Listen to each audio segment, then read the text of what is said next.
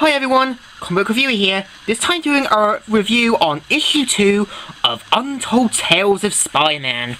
Now, the story starts off how at a fancy night, this guy and this woman are having some champagne. This bat-like creature tries to attack them, but no, it is not Man-Bat from DC Comics. So, so Spider-Man takes off later the next day. Obviously gets back into his normal clothes. There he runs into Jason, Sally Averill, Liz Allen, and Tiny. So he does run, but accidentally crashes into something, a trash bin, where Jason's looking in the newspaper, talking about this big reward thing, and this kid Tiny steals his math stuff to pose as his own, which in a way makes Peter pretty furious, because it is his hard work and such. So after Peter, heads back and talks to himself, there is a flashback to the day, like how he's upset because of things that's been going on in his life. So at work, John Jameson's there smoking that cigar like no tomorrow. He's like a locomotive. And Peter talks with Betty about if she do anything tonight. Friday.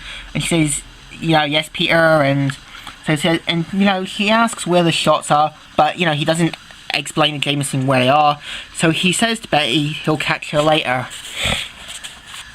So Spider-Man starts experimenting, find out more about this Batwing creature, find out what's been going on. Meanwhile, back at Tiny's house, Peter sneaks in, gets his maths work back, but when Peter looks, he sees Tiny's father giving him a hard time, and in a way, he is pretty much abusive and verbal.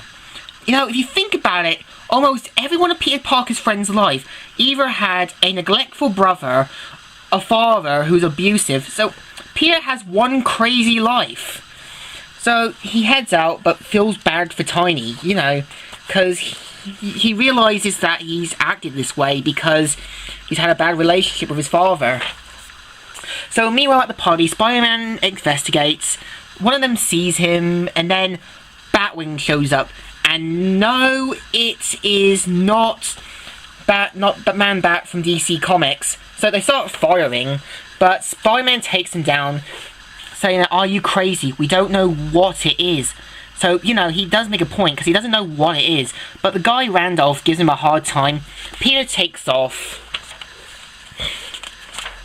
And so, starts chasing him around.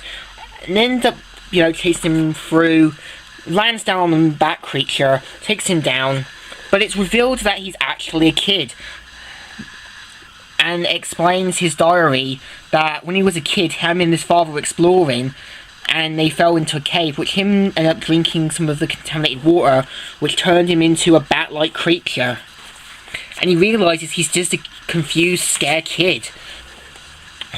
So, he takes off. Spider-Man tries to stop them, but in the end, he does save the kid, and he takes off. And Spider-Man webs up Randolph and his goons, realizing that they were going to attack a kid. And Spider-Man's left thinking to himself, how much he's trying to help Aunt May, and how much he's trying to do the right thing. So meanwhile, back at Tiny's house, Peter knocks on the door, where he sees Tiny with a black eye. And, he offers to help be his tutor, help him with maths. So, they end up becoming good friends at this point. Now, the comic itself, I found it pretty good for a second issue, because it has some characters that were made into the 60s sort of era, so there are going to be a lot of characters that will later appear in the newer Spider-Man comics. Thumbs up! So, Comic Reviewer here, signing out.